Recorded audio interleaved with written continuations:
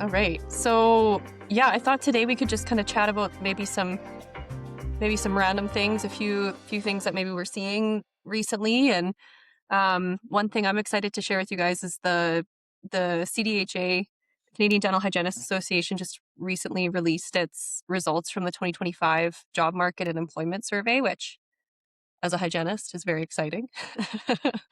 and and yeah, super cool. Some surprising results, some not so surprising results.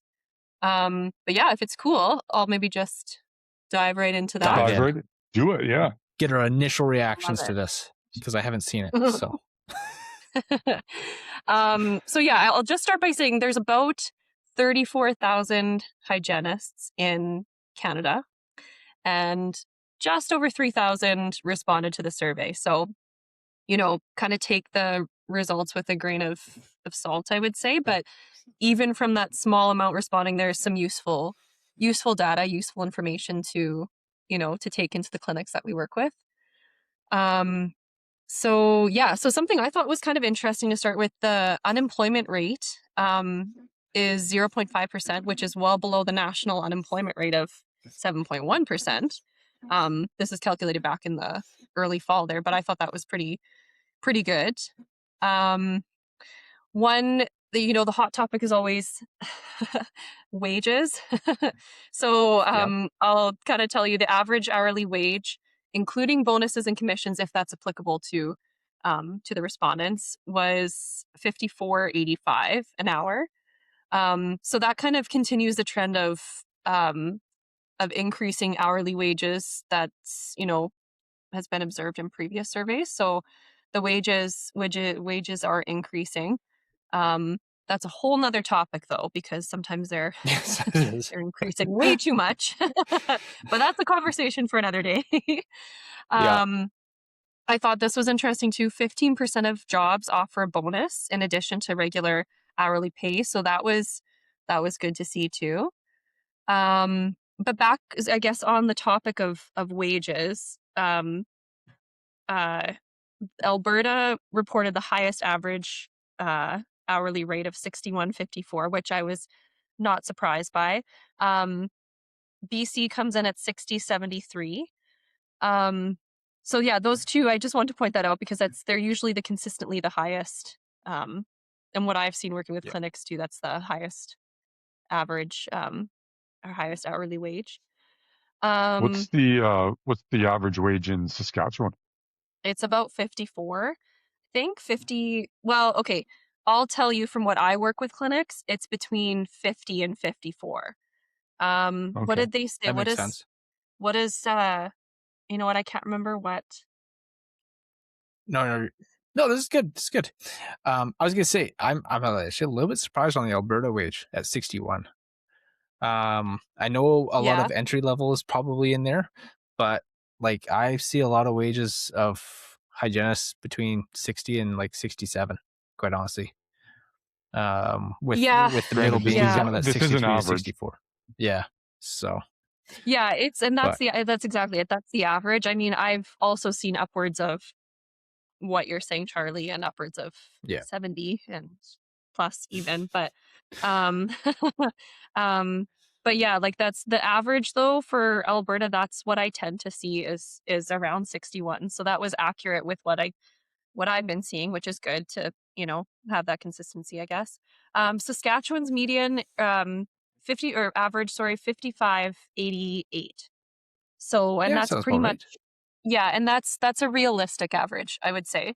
Yeah. Again, like you got to take into consideration, and with the small number of respondents, again, it's not totally accurate because you got to take into consideration the environment they're working in, the location specifically. Like Alberta's not just Alberta. Are they remote? Are they, rural, I should say? Are they, Calgary, like it depends, right? So there's so many factors that go into that, but generally those were the averages, which are, like I said, are pretty much on point with what I see.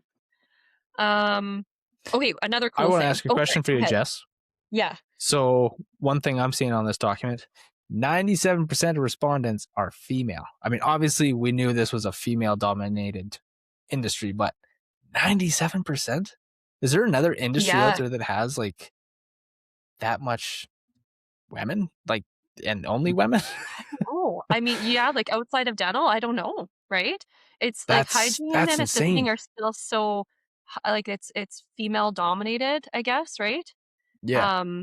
But yeah, there's a hygienist I follow on Instagram, and I think he's the guy hygienist, I believe, is Okay. his handle, and he's a male hygienist, and it's I like seeing his point of like his point of view and his it's it's Yeah. just it's interesting and yeah, but yeah, I don't know. It'd be interesting to look at other industries, right? What's Yeah. 90%? I mean, obviously, we all know dental is female dominated, absolutely, but to that degree, I didn't think so. But High, I hey? could be wrong. Yeah, it's a high number. Yeah. Yeah. Um, yeah, what else can I tell you? Let me see. What else do I want to tell you? Oh, okay, I thought this was quite interesting. 61% of respondents have an employment contract, which was very surprising to me because the majority of clinics I work with, that does not exist. It's something that I always encourage and recommend for everyone's sake and benefit. Absolutely. But yeah, so I thought that was a super high number, much higher than I expected. I agree. One Yeah. low number here, I'm going to say do better. 58% of respondents have dental care for themselves. 58% in a dental office. Yeah. That's quite shocking. Yeah. It is, isn't it? Yeah. So, oh yeah, tidbit for today, your staff at the very least should be getting dental care. And their family. It's 52%. Yes, family as well. But at the very least, your staff. Yeah. I approve 100%. that cost. Yeah, you approve that cost. Yeah, excellent. Charlie okays it. So everyone do it. Yeah. Speaking of Charlie approving costs, looking at the professional development number, of only 38% of hygienists have that as a benefit. That doesn't surprise me. It doesn't surprise you. That's unfortunate. Is that something that you think should be a benefit? I think it should be. No, like I would love your perspective on this as well, Justin. But like I think there's two ways of thinking about this, and I'll give you both sides. I think yes, there should be a benefit for professional development, but also I think continuing education has gotten loose over the years with some of the events that they're really not actually benefiting anybody other than filling hours. And I think sometimes dentists are a little bit cautious of that if I'm going to send you to something, I want to just send you to something good that actually is going to help you professionally, help my practice, et cetera, et cetera. But there's so much CE out there that is, I mean, selling a product really and truthfully, and they bake it in as CE. So it's hard to justify that, but I do believe that there should be benefits for CE, but well-defined benefits for CE. I would agree with that. Yeah, you can get out of control for sure. And if you're learning something, ultimately you want to be able to bring that back into your practice, right? Whether it's direct clinical knowledge that you're gaining, or for the whole function of the office, or just for your furthering your profession in general. Totally. Yeah. I mean, totally agree. The low number doesn't surprise me, to be honest. Like it's paying for continuing education isn't a standard, but I think it should be. But like you said, Charlie, within reason, right? And how did you say it? Have like specific parameters with it, or have rephrased it? Like it's it needs to be. I think CE needs to be in general a little bit higher quality, like a higher standard. For sure. Because I mean, you get CE for lunch and learns for a new company to showcase their product, and hopefully you buy them. I don't think that's really CE per se. Yeah. I mean, it's great for, the staff love a free lunch and, they get their CE hours for the year, but there does come a point where if as a business owner, if you're going to be paying for CE to some degree, I want to see some kind of return on investment on it.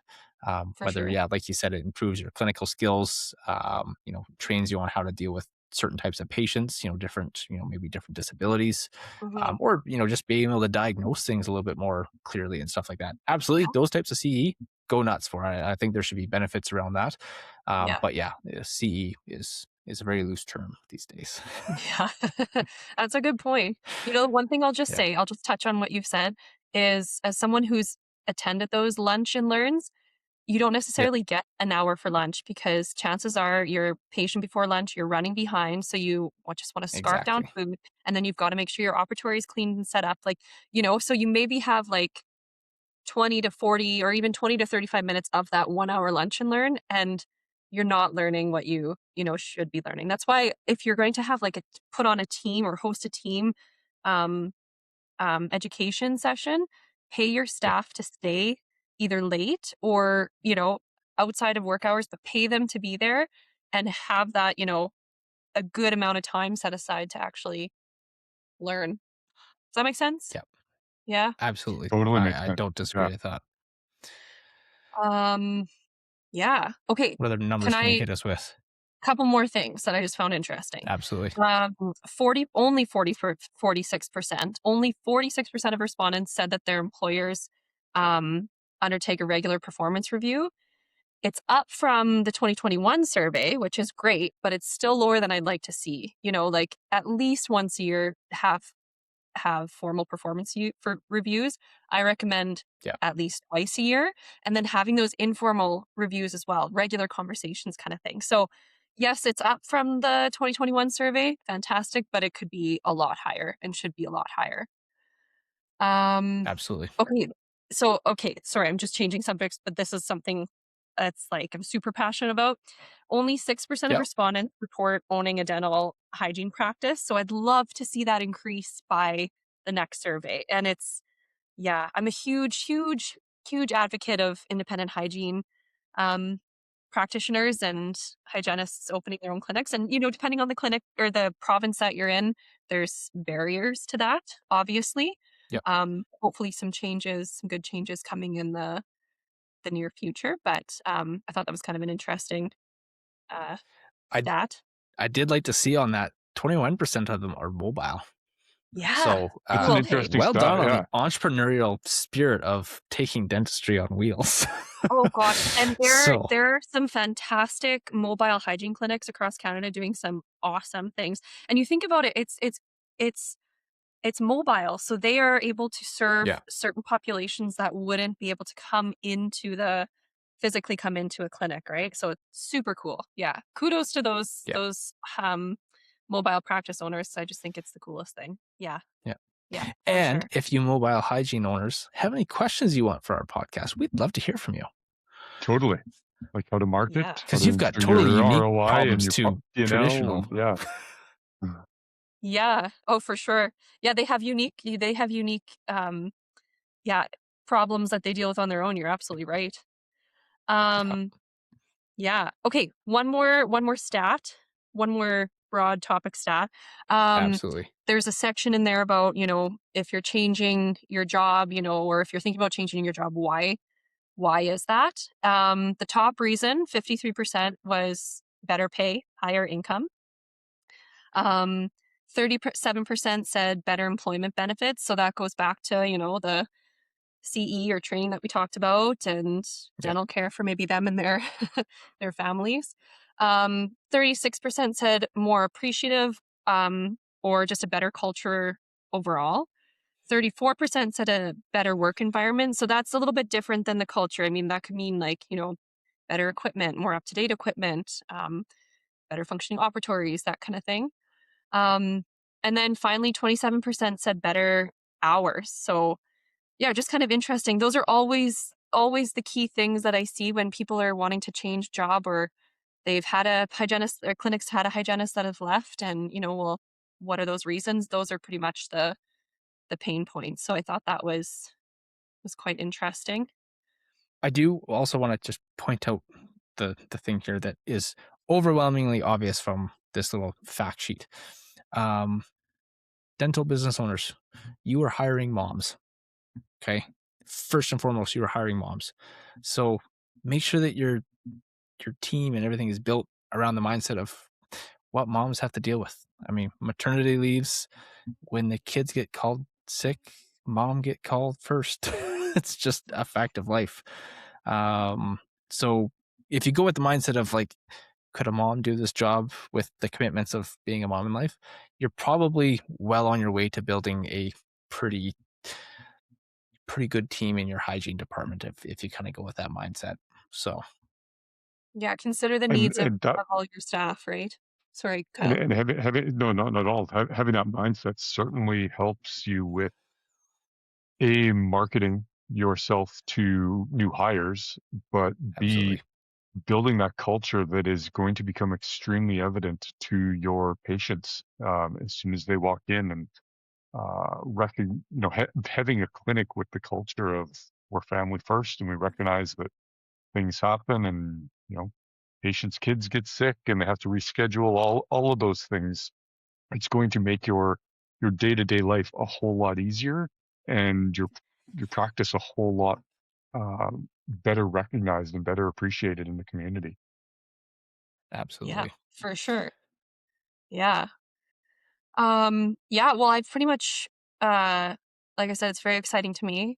Hopefully I didn't bore you guys with it. Oh, can I say one more thing? Sorry. I just thought Yeah, Absolutely. this was very cool. At the very end, sorry. I'm going to read exactly what I'm going to bring it up here. I'm going to read exactly what they said. With the CDHA said, without bold retention strategies, an increase in graduation rates, and the adoption of new models of care delivery, workforce pressures are likely to intensify as the average age of dental hygienists continues to increase. So for RDHs, that means continued high demand for their expertise, the possibility of competitive salaries, and opportunities for diversification over the next decade. I just thought that was very, very good to read because, it's without all these things that we always talk about in our episodes, without thinking about all those things, you won't be able to retain your staff. And it doesn't just go for hygienists, it goes for every member of the dental team. So yeah, I just thought I was definitely. very happy to see that little blurb included at the bottom. Yeah. Very good. That's great. Well, thank you very much for sharing this and your thoughts with us, Jess. And hopefully our listeners go out and track down a copy of the report and start implementing some of our suggestions and the report's recommendations. Why don't we put it in the show notes? Put a link there. Yeah. You can download Yeah, let's do it. Way too easy. Well done. it. Consider it done, is what I meant to say. Well done. Perfect. All right, everybody. Thank you very much for listening to the Dental C-Suite. We'll be in your ears again soon. Thanks very much.